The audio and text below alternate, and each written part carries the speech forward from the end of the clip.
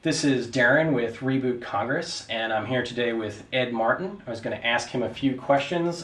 He has recently announced that he's exploring the possibility of running for Congress, specifically in Missouri's 3rd District. Currently, Russ Carnahan, a Democrat, is in that seat, and Ed is planning on running on the Republican side. So, Ed, tell us a little bit about your motivation.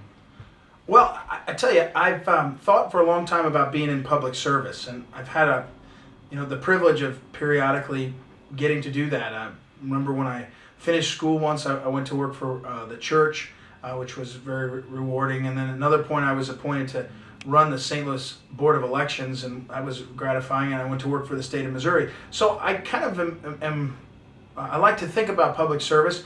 And in this case, I've been thinking for a long time that something is wrong with what's going on in Congress, especially what Congressman Russ Carnahan has been doing. And over the last 6 months or so, my wife and I have talked more about it, and we've prayed about it. And we just have kind of kept thinking about it. And one of the key things that sort of made it more clear to me that it was time to do something was, a Friday in February, and I know Reboot Congress was there, and others were too, where we all gathered down at the Arch in St. Louis on a snowy kind of day. It was kind of sleeting and snowing, and all of a sudden there were 1,500 people at the first Tea Party in St. Louis.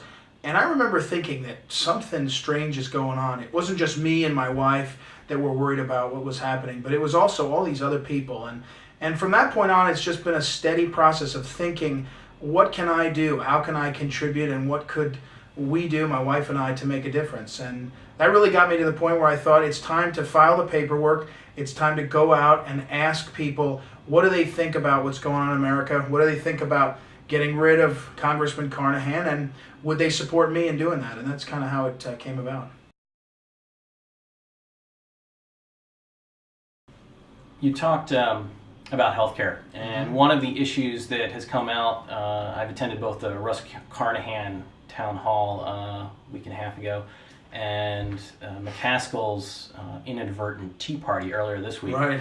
And people talk about the problems that they have with insurance companies. These are mostly people who are for the healthcare reform proposed. But my concern is that people who are unable to pay, people that would wind up on a government program, wouldn't have legal recourse. Specifically, the government doesn't necessarily, and I believe in the current version of the bill, does not waive sovereign immunity. So people who are injured or hurt or, heaven forbid, die as a result of the reform or the fallout and the structure of the new bureaucracy, they have no way to seek redress through the judicial system. And I'm wondering what your thoughts are in this particular case with sovereign immunity in healthcare, but more generally, I think it's a more general problem. As government has grown, the need for judicial oversight, I think, has also grown, and I feel sovereign immunity impinges upon that. Well, you brought up a point that I think has some more depth than maybe just a quick answer, but let me start with the first point. One of the problems, again, with what Congressman Carnahan is doing and what's being rushed through right now by Speaker Pelosi is they are not talking about one of the major problems with the healthcare system, and that is lawsuit abuse. What we have is a set of judges and lawyers who benefit from a system that forces medical care to take place in a setting that is rife with the pressure of frivolous litigation and the fear of frivolous litigation. Sometimes you don't have to lose a lawsuit to lose, just having it filed against you if you're a doctor or if you're a healthcare professional. So any conversation should start there. And I think that we're not starting there is, to me, again, we're not being genuine about the debate. You bring up insurance companies. I watched one of the liberal commentators on PBS, and he said, we need to change healthcare because right now your healthcare is being blocked by an insurance company bureaucrat. And then he paused and he said, what we need is a government professional to handle that. Now, the point is, what he's admitted is there may be insurance bureaucrats too often involved in healthcare. That's a fair conversation, again, to have. What we ought to then consider is what happens when a government bureaucrat is in place instead of a private sector bureaucrat. I think there's also a debate to have there. And as you point out, how do you hold a government bureaucrat liable for conduct that may reach a point that is problematic?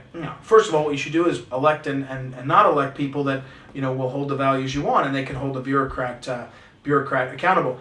The problem is government has grown so big, as we mentioned earlier. How do we, this massive leviathan, this massive growth of government, how do we control those bureaucrats? I think it's a serious problem. And I think things like sovereign immunity get in the way of being able to hold those people accountable. I'm not sure how waiving sovereign immunity can solve that. I'm not sure how, again, legally that works. But I would also say we have to figure out how to create in our healthcare system less litigiousness and less dominance by bureaucrats, and more of an opportunity for patients and doctors to undertake healing and undertake health and care about health instead of a transaction driven by a government, driven by a for-profit company. I think we can do that, and I think the market can do that better than government can. Still a challenge. Often the best way to introduce caring and ministry comes from our faith-based communities, our community-based entities. They introduce a different kind of set of values, and I think that's important. But the idea that government is going to somehow do that better, I think, is a false assumption, and one that can lead to more problems than solutions.